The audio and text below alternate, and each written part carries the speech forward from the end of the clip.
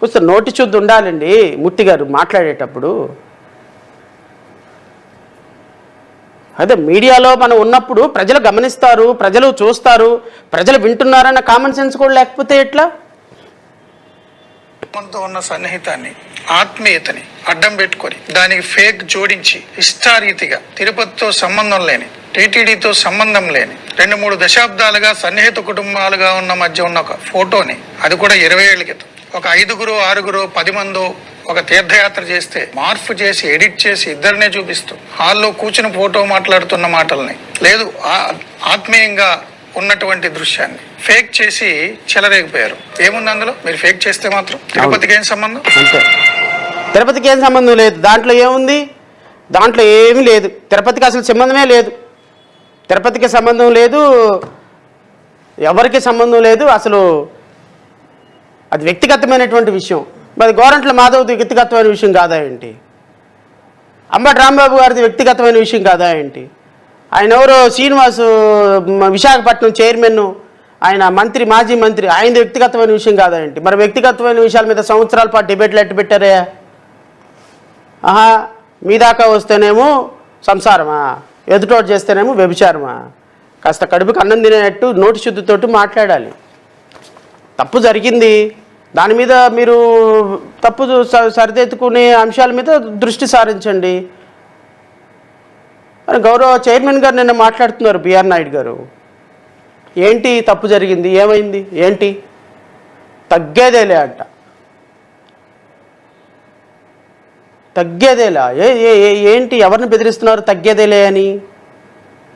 అసలు ఆ పవిత్ర పుణ్యక్షేత్రంలో కూర్చుంటే అర్హత నీకుందా అసలు ఒక్క నిమిషమైనా? నేను బిఆర్కే నాయుడు గారిని అపాయింట్ చేసిన రోజునే చెప్పా, నేను ఆ రోజే ప్రెస్ మీట్ పెట్టాను. నేను రాష్ట్ర ప్రజలు కూడా ఒక్కసారి మీరు గమనించండి, నేను ఈ రోజు నుంచి చెప్పటంలా, ఏ రోజైతే నాయుడు గారిని చైర్మన్గా చేశారో, ఏ రోజైతే ట్రస్ట్ బోర్డు మెంబర్ని ఎన్నిక చేపట్టారో ఆ రోజునే నా దానికి ముందు 4 రోజుల ముందే నేను ప్రెస్ మీట్ పెట్టా. ఇదిగో ఇలాంటి మిడ్ నైట్ మసాలా నడిపేటువంటి వ్యక్తి, ఇలాంటి పరిశ్రమలు స్థాపించి బిజినెస్ మ్యాన్గా లుక్రేటివ్ మైండ్ తోటి ఉన్నటువంటి వ్యక్తి మీడియాని అడ్డం పెట్టుకొని రాష్ట్ర ప్రభుత్వాల మీద బురద జల్లి వాళ్ళని ప్రభుత్వాల్లోకి తీసుకొచ్చి తద్వారా ఇట్లాంటి పనులు చేసి చైర్మన్గా అయ్యేటువంటి వ్యక్తిని మీరు చైర్మన్గా చేస్తున్నారు. పవిత్రత దెబ్బతింటుంది. ఇది చైర్మన్గా ఉండాల్సిన క్వాలిటీస్ ఇతనికి లేవు. దయచేసి ఇతన్ని అపాయింట్ చేయొద్దు అని నేను ఈయన అపాయింట్మెంట్కి వారం రోజుల ముందు నుంచి ప్రెస్ మీట్లు పెడుతూనే ఉన్నా, రాష్ట్ర ప్రభుత్వాన్ని రిక్వెస్ట్ చేస్తూనే ఉన్నా. ఈయన మీద నాకున్నటువంటి సోర్స్ ఆఫ్ ఇన్ఫర్మేషన్ కూడా ప్రజలకు రివీల్ చేసే ప్రయత్నం చేశా.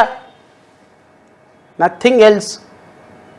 అపాయింట్ అయిపోయినారు, తప్పులేదు. మేమేదో విమర్శ చేస్తాం, వద్దండి ఆయన వద్దంటాం. మీరు మా మాట వినాల్సిన అవసరం లేదు, మమ్మల్ని గౌరవించాల్సిన అవసరం లేదు. వీళ్ళు చెప్పుకుంటూనే ఉంటారు, ఇలా మొరుగుతూనే ఉంటారని అపాయింట్ చేసుకోవచ్చు, తప్పులేదు. కానీ అపాయింట్ చేసుకున్న తర్వాత ఇలాంటి దుర్మార్గాలు జరిగినప్పుడు కూడా మీరు మా మాట వినకపోతే రాష్ట్ర ప్రజలు అన్నీ గమనిస్తున్నారన్న విషయం మాత్రం గుర్తుపెట్టుకోండి. చంద్రబాబు నాయుడు గారు, మీ కూటమి ప్రభుత్వానికి పరిపాలనా అధికారం ఇచ్చింది స్పష్టమైన, సూటిగా, నిజాయితీగా, నిష్కల్మషంగా పరిపాలన చేయమని. కానీ ఇలాంటి దుర్మార్గుల్ని, దుష్టుల్ని తీసుకొచ్చి మీ మీడియాని అడ్డం పెట్టుకొని మ్యానిపులేటెడ్ రాజకీయాలు చేసే వాళ్ళని టీటీడీలో పెట్టి ఆ పవిత్రతని దూరం చేయమని కాదు అనేది నా భావన. నిన్న టీటీడీ చైర్మన్ గారు మాట్లాడుతూ నేను దీని మీద పోలీస్ రిపోర్ట్ ఇచ్చాను అన్నారు. నేను రాష్ట్ర ప్రజలను కోరుతున్నా, రాష్ట్ర ప్రజల్లో ఒకసారి గమనించమని కోరుతున్నా. నేను తిరుమల శ్రీవారి భక్తులను కూడా కోరుతున్నా. ఒక వ్యక్తి మీద ఎవరైనా ఒక వీడియో పెడితే రిపోర్ట్ ఎవరు ఇవ్వాలండి? నిజంగా నిజాయితీగా ఈయన ఆ వీడియోలో కాదు అనుకుంటే, మూర్తి గారో సాంబశివరావు గారో చెప్పినట్టుగా, మీ తెలుగుదేశం పార్టీ మీడియా చెప్పినట్టుగా నిజంగానే ఆయన బాధితుడైతే, నిజంగానే ఆయన వీడియోని ఎవరైనా మార్ఫింగ్ చేస్తే, నిజంగానే ఆయన ప్రతిష్టకి భంగం కలిగించేటట్టు ఎవరైనా ప్రవర్తిస్తే ఎవరు రిపోర్ట్ ఇవ్వాలి? ఎవరు బాధితులు? ఇక్కడ బిఆర్కే నాయుడు గారు వెళ్ళిపోయి రిపోర్ట్ ఇవ్వాలి. బిఆర్కే నాయుడు గారి తరపున రిపోర్ట్ ఎవరిచ్చారో తెలుసా? మీరు వినండి, చెప్తా. జరిగిందేమో తిరుపతిలో, రిపోర్ట్ ఇచ్చిందేమో మదనపల్లిలో. గౌరవనీయులు మహారాజశ్రీ మదనపల్లి 1వ పోలీస్ స్టేషన్ ఇన్స్పెక్టర్ వారి దివ్య సముఖముకు రాసుకున్న విన్నపము. విషయం అంట. డీక్ ఫేక్ A1 వీడియోలు సృష్టించి సోషల్ మీడియాలో ప్రచారం చేస్తూ బిఆర్ నాయుడు గారి వ్యక్తిగత మరియు సంస్థ పరంగా అపకీర్తి కలిగించుటపై క్రిమినల్ కుట్రపై ఫిర్యాదు BNS సెక్షన్ 2023. నేను జి రమేష్ బాబు, తండ్రి జీవి సుబ్బయ్య, పటేల్ రోడ్, మదనపల్లి కాపురస్తుడు. మదనపల్లి కాపురస్తుడు. నేను నా యొక్క విన్నపము, ఇటీవల కొంతమంది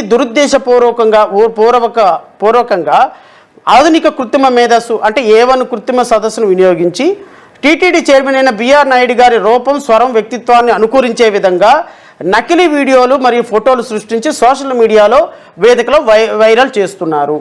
ఈ కంటెంట్ పూర్తిగా అసత్యమైనది మరియు ఉద్దేశపూర్వక దుష్ప్రచారం. ఇది కేవలం టీటీడీ చైర్మన్ అయిన బిఆర్ నాయుడు గారిపై పరువు నష్టం కలిగించడమే కాకుండా కోట్లాది భక్తుల ప్రతీక అయిన తిరుమల తిరుపతి దేవస్థానం గౌరవాన్ని దెబ్బతీయటానికి కుట్ర.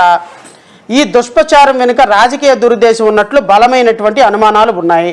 ముఖ్యంగా వైఎస్ఆర్ కాంగ్రెస్ పార్టీకి చెందిన కొంతమంది వ్యక్తులు లేదా అనుబంధ సోషల్ మీడియా వ్యవస్థలు ఈ తప్పుడు ప్రచారాన్ని సమన్వయపరచుకున్నటకు విస్తరింపజేస్తున్నారన్న అనుమానం వ్యక్తమవుతుంది.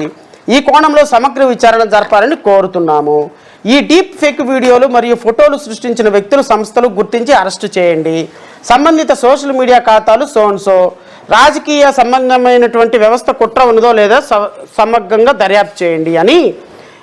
ఈ అంశం సామాజికంగా, ఆధ్యాత్మికంగా అత్యంత సున్నితమైనది కావున దయచేసి దీన్ని అత్యవసర ప్రాధాన్యతతో పోలీసు వారు విచారణ చేయవలని కోరుతున్నాడు. ఇట్లు జి రమేష్ బాబు. ఈ రిపోర్టు జి రమేష్ బాబుకి ఏం సంబంధం అండి? పోనీ వెంకటేశ్వర స్వామి ప్రతిష్టను కాపాడటానికి చేశాడా అంటే అది కూడా కాదు. ఈయన బిఆర్కే నాయుడు గారి ప్రతిష్టను కాపాడటానికి మదనపల్లిలో పోలీసు రిపోర్ట్ ఇస్తే, మదనపల్లిలో తీసుకున్న police report section 319 sub class 1, section 335, section 353 sub class 1 of BNS and section 66C, 66D, 67 of information technology act 2000 and 2008 ప్రకారం మదనపల్లి పోలీసులు FIR నమోదు చేశారు. బాధితులు ఎవరు? రిపోర్ట్ ఇవ్వాల్సింది ఎవరు? రిపోర్ట్ ఇచ్చింది ఎవరు? నిజంగానే మీరు చేసినటువంటి ఫేక్ వీడియోలు అయితే రిపోర్ట్ ఇవ్వాల్సింది బిఆర్ నాయుడు గారు.